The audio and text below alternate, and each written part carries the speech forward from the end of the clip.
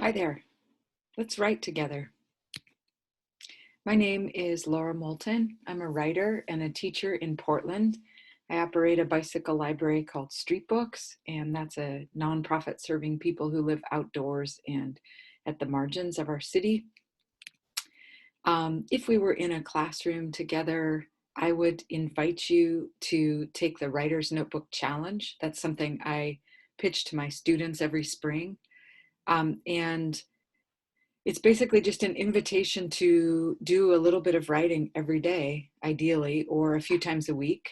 And it can be in a journal, a notebook, just on some sheets of paper, however you prefer to compose.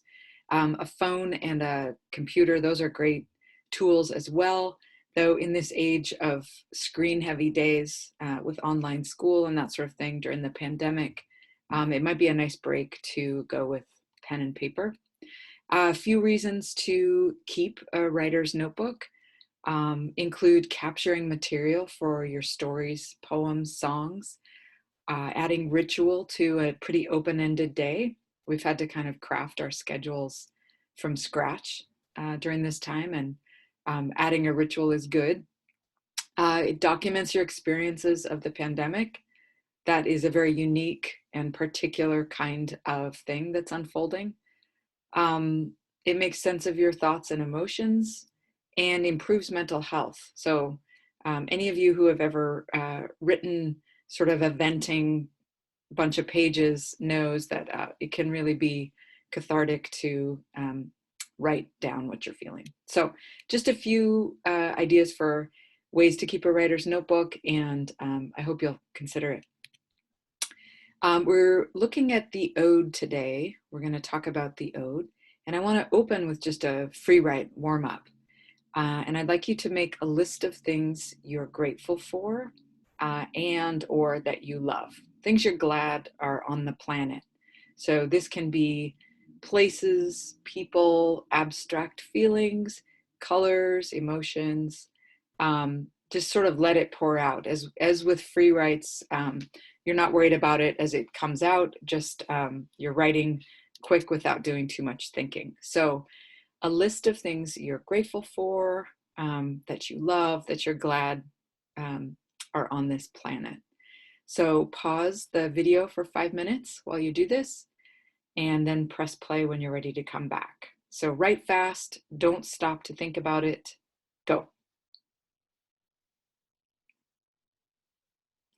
Welcome back. Hope you had a good warm-up, first free write. I want to launch into the ode here and begin with just a definition. The word ode comes from the Greek word aidein, which means to chant or sing. It's a poem that praises a person, a place, or an object. It can be lyrical, flowy, full of admiration and reverence, and used to celebrate someone or something. And so it's an old school form of performance. During ancient Greek times, they did this to celebrate athletic victories, to mark a particular occasion. An ode was typically trotted out for those kinds of occasions. Examples from the past include John Keats, who wrote an ode to a Grecian urn. He wrote Ode to a Nightingale. That's a pretty famous one. Percy Bysshe Shelley wrote one to the wind. Oh, wild west wind, thy breath of autumn's being. In those cases, both were pretty flowery lyrical language. And Pablo Neruda is known for his love poems. He's a Chilean poet who won the Nobel Prize for Literature, but he also wrote hundreds of odes about everything from onions to artichokes to his favorite pair of socks. So he captured sort of tributes to the everyday. Lucille Clifton, the poet, wrote an incredible ode to her hips called Homage to My Hips. It begins, these hips are big hips, they need space to move around in. And then most recently, there's a great example of an ode embedded in Chance the Rapper's song, Sunday Candy. So we'll actually be looking at that a little bit later. I want to start with an example of an ode that I admire, and this is by the poet Jamila Woods. and it's called Ode to Herb Kent. Your voice crawls across the dashboard of Grandma's Dodge Dynasty on the way home from Lilydale First Baptist. You sing a cocktail of static and bass, sound like you dress to the nines, cowboy hat, fur coat, and alligator boots, sound like you lotion every tooth. You a walking discography, Southside Griot, keeper of crackle and dust in the grooves. You fell in love with a handmade box of wires at 16 and been behind the booth ever since. From WBEZ to V103, you be the coolest gent, king of the dusties. Your voice wafts down from the ceiling at the hair lab. You supply the beat for Kim to tap her comb to. Her brown fingers paint my scalp with white grease to the tunes of Al and Barry and Luther. Your voice an inside-out yawn, the sizzle of hot iron on fresh perm, the song inside the blackest seashell washed up on a sidewalk in Bronzeville. You soundtrack the church picnic, trunk party, Cynthia's 50th birthday bash, the car ride to school, choir, checkers. Your voice stretch across our eardrums like daddy asleep on the couch. Sound like grandma's sweet potato pie. Sound like the cigarettes she hid in her purse for rough days. You showed us what our mamas' mamas must have moved to when the West Side rioted, the day MLK died. You were audio salve to the burning city, people. Your voice a soft sermon soothing the masses, speaking coolly to flames, spinning black records across the airwaves, spreading the gospel of soul in a time of fire. Joycetta says she bruised her thumb snapping to Marvin's Got to Give It Up, and I believe her. So that's by Jamila Woods. She's a poet and singer-songwriter based in Chicago. And Herb Kent was the longest running DJ in the history of radio. He died in his 80s, and he's quite a character. He's worth researching just on his own merit. So the craft techniques we're looking at today are the ode, a poem that praises something. But I also want to call attention to a few other elements. One is sensory details. We know from Jamila Wood's piece that she really leans on these incredible details.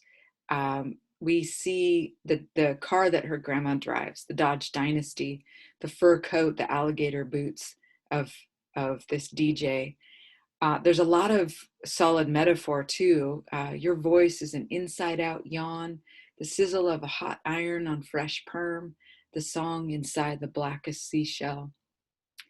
And there's also really nice alliteration. And remember, that's the repetition of consonant sounds like Southside Griot, keeper of crackle.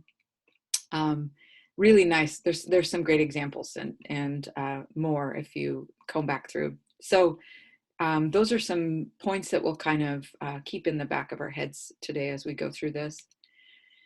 And I'd like to use Jamila Wood's piece for inspiration, the incredible descriptive detail she uses, the way that every line sort of crackles and is alive, and jump into our own next writing exercise. I want you to look back at the list that you made of things you're grateful for.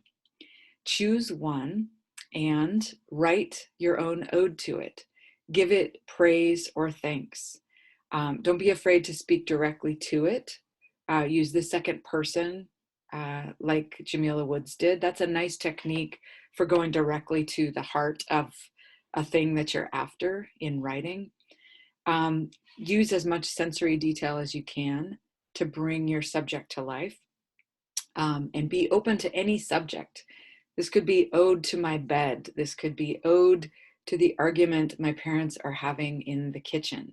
Ode to the pandemic, if you feel like writing about the coronavirus.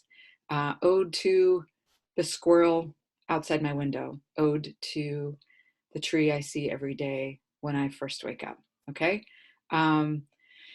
So don't be afraid to think outside the box. Don't be afraid to write an ode to the art of thinking outside the box. It's wide open here, okay?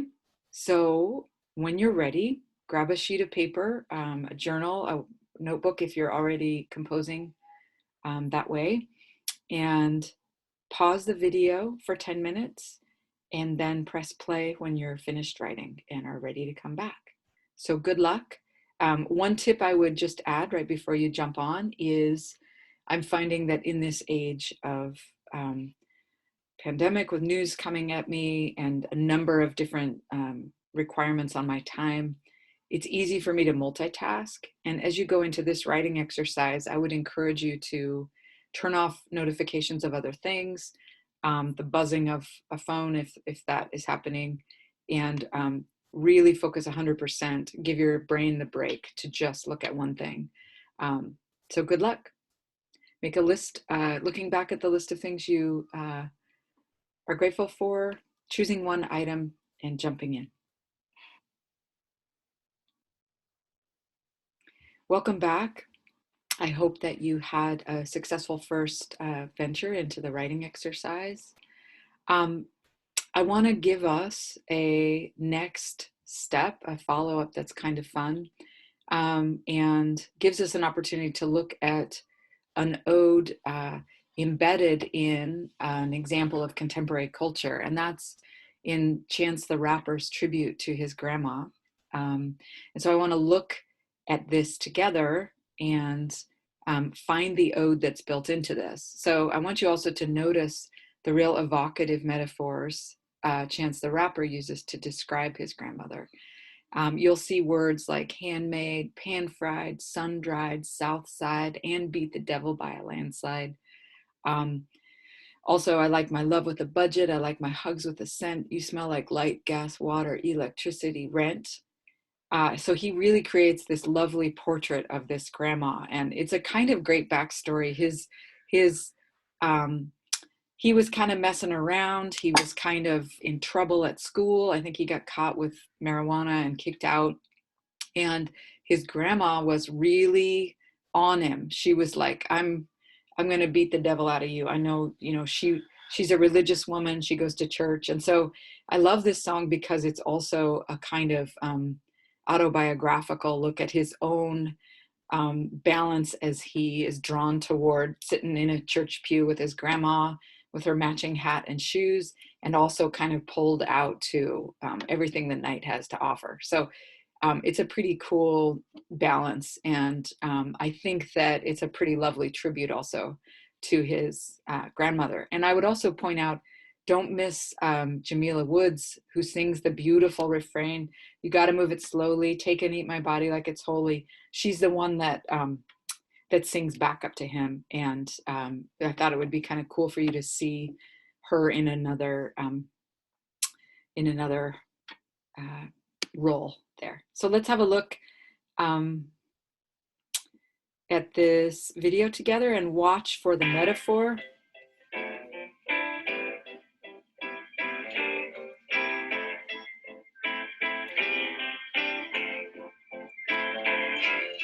She can say in her voice, in her way, that she loves me. With her eyes, with her smile, with her belt, with her hands, with her money. I am the thesis of her prayers. Her nieces and her nephews are just pieces of the layers. Only one she loved as much as me is Jesus Christ and Taylor. I got a future song singing for my grandma. You sing it too, but your grandma ain't my grandma. Mine's handmade, pan-fried, sun-dried, south side, and beat the devil by a landslide. Praying with her hands tied, president of my fan club, Santa. Something told me I should bring my. You gotta move it slowly, take and eat my body like it's holy. I've been waiting for you for the whole week. I've been praying for you, you're my Sunday. Yeah. You gotta move slowly, take and eat my body like it's holy. I've been waiting for you for this whole week. I've been waiting for you, you're my Sunday. Come on in this house. It's gonna rain down time. It's gonna rain. Come on in this house. It's gonna rain down time. It's gonna rain. taste for the candy, your pepper misses the truth. I'm pessimistic on Monday. If I had tweaked and missed you, you look so good with the hat on, had to match with the shoe. Came in dressed in the satin, I came in satin, your pew. I come to Christmas for dinner, 50 rolls on my plate. Hella holes in my stocking, holding your pockets in place. I like my love with the budget, I like my hugs with a cent. You smell like light gas while the electricity rent. You sound like why the gospel choir got so tired. Seen this praise a daily basis, so I gotta try it. You my dream catcher, dream team captain. Matter of fact, I ain't seen you in a minute. Let me take my butt to church. You better come on in this house. It's gonna rain. It's gonna rain. It's gonna rain.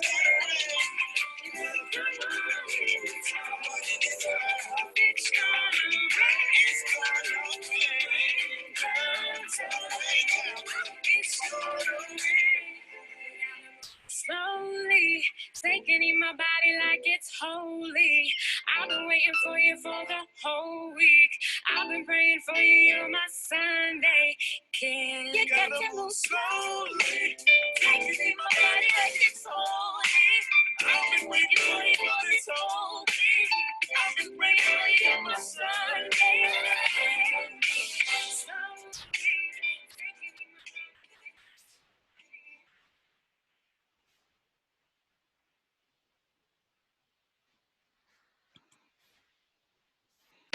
Okay, so I hope you liked that song, and I think it's kind of a great example of a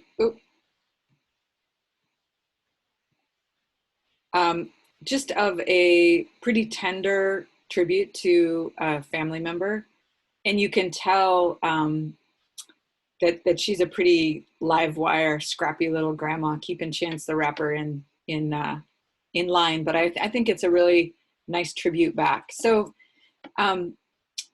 this is kind of a follow-up opportunity to do a little bit of writing and focus on someone in your sphere that you'd like to write an ode to. And it can be someone you admire, but that's not necessarily a member of your family. So for this next writing exercise, I'd like you to choose a person you admire. This might be someone in your core family, even someone that you've been sheltering in place with, and write an ode to them. It can manifest in many different forms: a rap, a song, a poem, a prose poem. And we'll do a little bit longer writing time this time.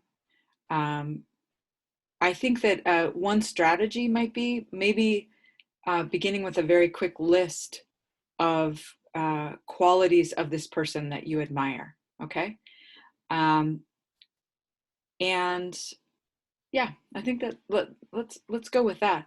Go ahead and push pause, write for 15 minutes, and when you're finished and ready to come back, push play. So welcome back. I hope that that was a good writing session. I would really love to see the results of the writing you've done today.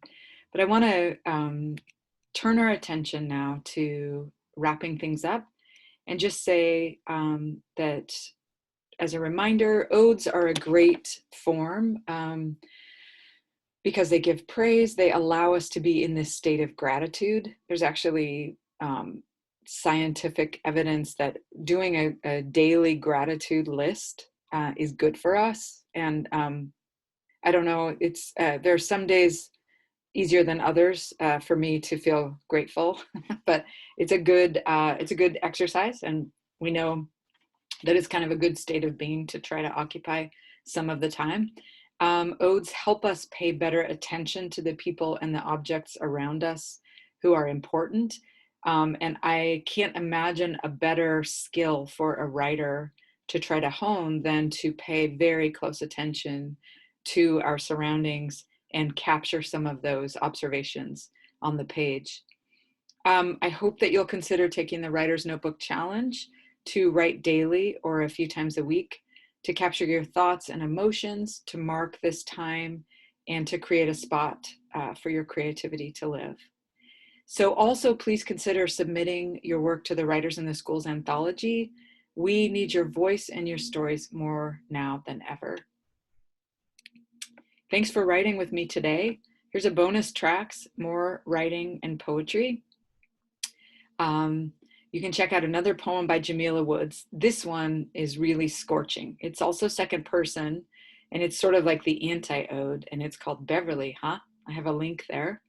You can read that and then write your own anti-ode if you like. Also consider watching Lucille Clifton, the amazing poet who passed away in 2010, reading Homage to My Hips. There's no one that can read it like Lucille Clifton. And then as a follow-up bonus track, consider writing an ode to a body part. So thanks for writing with me. You can find more information at lauramoulton.org and at streetbooks.org. Take care, keep on writing, be well, and thanks again.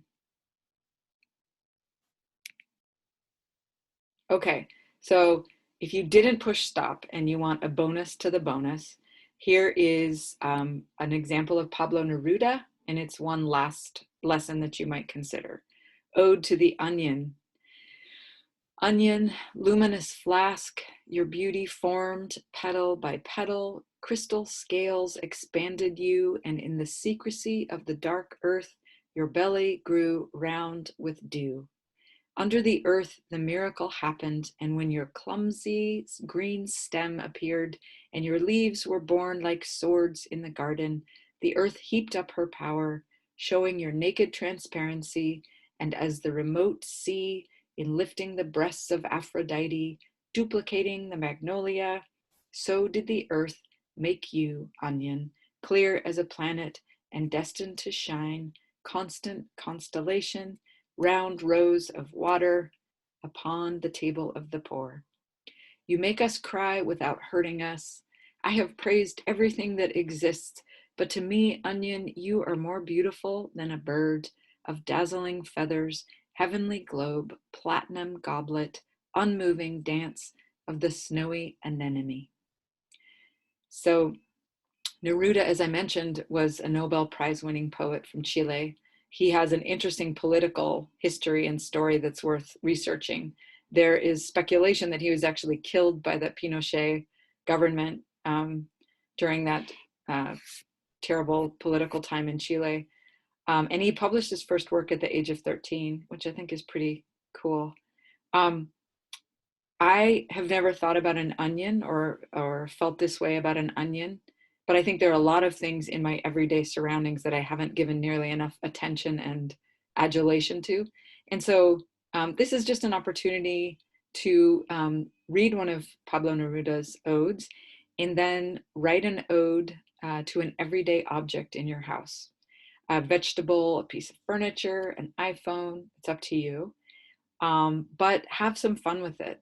The more sort of over the top and lyrical and gushy, the better. I think there's a lot of comedic effect there. Thanks again. Take care.